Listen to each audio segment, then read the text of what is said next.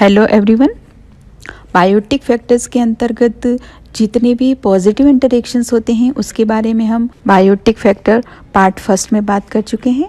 यहाँ हम negative interaction या ऋणात्मक प्रतिक्रियाओं के बारे में बात करेंगे।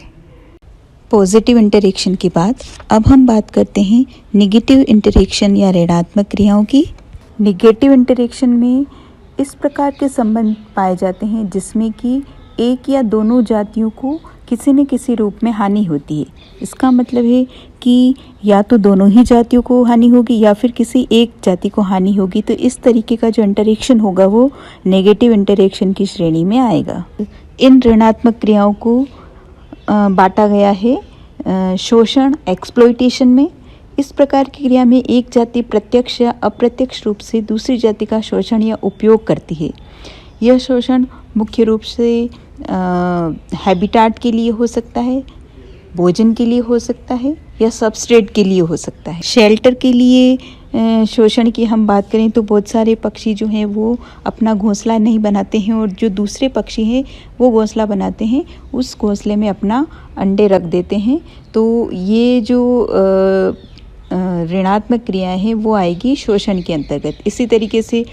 इसी तरीके से भोजन के अंतर्गत होने वाले शोषण को भी दो भागों में बांट सकते हैं, पैरासिटिज्म या परजीविता या परभक्षता। पैरासिटिज्म या परजीविता के उदाहरण की बात करें तो बहुत सारे पौधे ऐसे होते हैं जो कि किसी अन्य प्लांट पर ग्रो करते हैं और उन प्लांट से अपना भोजन चूषकांग या सकर्स के द्वारा ग्रहण करते हैं, होस्टोरियाज बना देते हैं और होस्टोरिया के द्वारा जो मदर प्लांट है उससे अपना भोजन ग्रहण करते हैं। लेकिन ये प्लांट किसी भी परिस्थिति में जिस प्लांट पर उग रहे हैं उन प्लांट को ज़्यादा नुकसान नहीं पहुंचाते हैं उन्हें, जैसे कि कसकूटा या अमरबेल का नाम आपने सुना होगा। और दूसरा है परभक्षता। इसके अंतर्गत एक जीव दूसरे जीव को भोजन के लिए पूरा नष्ट कर देता है, उसको मार देता है। जैसे कि जितने भी इंसेक्टिवोरस कैटेगरी के जो प्लांट हैं वो इस श्रेणी में आते हैं। नेगेटिव इंटरेक्शन का दूसरा प्रकार है प्रतिजीविता या एंटीबायोसिस। एंटीबायोसिस के अंतर्गत दोनों ही जीवों को कोई लाभ नहीं होता है। एक जीव कुछ केमिकल सब्सटेंस सिक्रेट करता है जिससे कि जो दूसरा जीव या दूसरा प्लांट है उससे उसकी ग्रोथ पार्शली रुक जाती है या उसकी डेथ हो सकती है।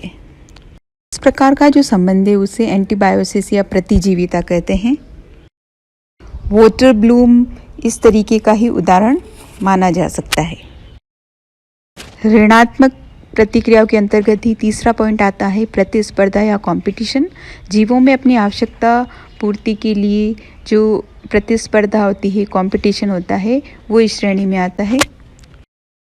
जैसे कि प्लांट्स हैं तो उनमें एनवायरनमेंट के लिए जल, मिनरल्स, लाइट, इन सब चीज़ों के लिए आपस में कंपटीशन होता है और जो प्लांट अच्छी तरीके से सारे एनवायरमेंटल कंडीशन को फुलफिल कर सकता है वही आसानी से ग्रो कर पाता है। दूसरे प्लांट ग्रो नहीं कर पाते हैं, वो बहुत जल्दी अपना जीवन समाप्त कर देते हैं।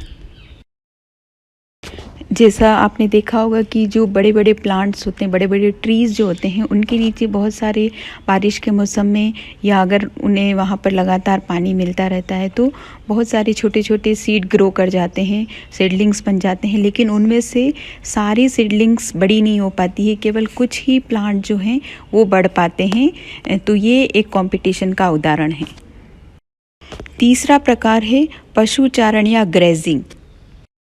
ग्रेजिंग भी एक महत्वपूर्ण ऋणात्मक जैविक क्रिया है जिससे कि वेजिटेशन जो है वो प्रभावित होती है।